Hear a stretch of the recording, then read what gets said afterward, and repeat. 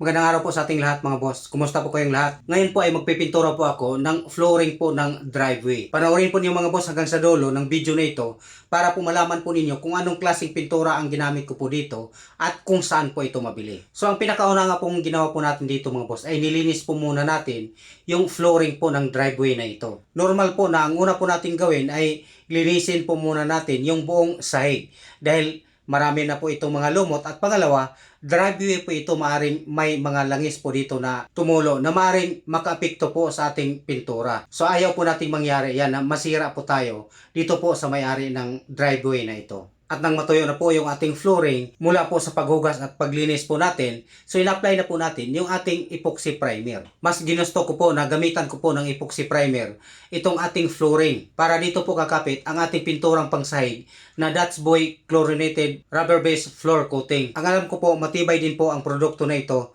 Gawa ng isa po ito sa pinakamatagal ng brand dito po sa Pilipinas. Para po sa inyong kalaman mga boss, ang Dutch Boy na pintura mga boss ay una po nakarating dito po sa Pilipinas matapos po ang pangalawang digmaan. Nakarating po ito noong 1946 dito po sa Pilipinas para pinturahan yung mga nasirang mga building at mga bahay na nasira ng mga bahay at building at yung mga itinayo noong mga panahon na yon. So 1946 po. At noong 1954 mga boss, nagtayo po ang kumpanya dito po sa Pilipinas. At doon po sa Paco, Maynila mga boss, itinayo ang kumpanya po nila na mayroon lamang 17 katao. So kung bilangin po natin mga boss, mula nung itinayo ito, ang kumpanya na ito mga boss, noong 1954, ngayon ay 2023 na, meron na po itong 69 years old. Nangangahulugan na po ito mga boss na hindi lang po ang kumpanya po nila ang matibay, kundi pati na rin ang kanilang produkto dahil hanggang ngayon, ginagamit pa rin ng mga tao. Linawin ko lang po sa inyo mga boss na hindi po ito sponsor.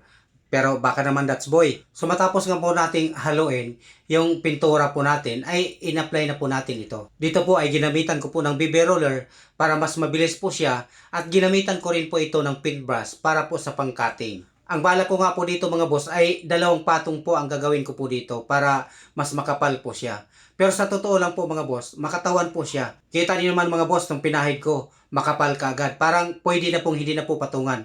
Pero mas gusto ko po na patungan po ito para dagdag proteksyon na rin po. Ang pintura na ito mga boss ay ginagamit po para po sa mga tennis court, basketball court, mga driveway, mga parking lot, kahit po sa mga industrial po, kagaya po ng mga warehouse at mga pabrika, pwede po ito. Ito po ay walang pinag-iba sa ibang brand po na pinturang pagsahig kung saan po siya gamitin, pwede rin po ito. At kung kayo po ay may balak po na magpintura po para po sa inyong mga sahig, ito po ay nabili po na may-ari doon po sa number 101 DMC Building, Felix Avenue, Cainta, Rizal. Doon po sa Bright Paint Center. Doon na kayo pumunta para hindi na kayo mahirapang maghanap pa kung saan ito bilhin. Lalong-lalo na kung kayo po ay taga Rizal Province. Sabihin nyo lang po na napanood din po sa vlog ko para malay natin mga boss, bigyan po kayo ng magandang discount. At hanapin nyo lang po si Miss Moon Dilima. Mababait naman po yung mga tauhan po nila. So ito na nga po mga boss, tinuloy-tuloy po natin yung pagpahid po nitong ating pinturang pagsahig. Nakakalayo tingnan mga boss, nakakatuwa po. Lalong-lalo na kung ikaw po ang may-ari po ng sahig na ito. Ang pintura nito mga boss ay hindi po ito madulas, gawa ng rubber nga po ito. Kumakapit po dito inyong mga sapatos at mga tsinelas kaya hindi po siya delikado mga boss. So hanggang dito lang po muna mga boss. Para po sa mga hindi pa po nakapag-subscribe dito po sa ating channel, naway mag-subscribe na po kayo mga boss. Huwag po kalimutang pindutin ang notification bell para updated po kayo lagi kung ano man yung i-upload po natin dito po sa ating channel. At huwag po kalimutang i-like ang video na ito at i-share. Maraming salamat po.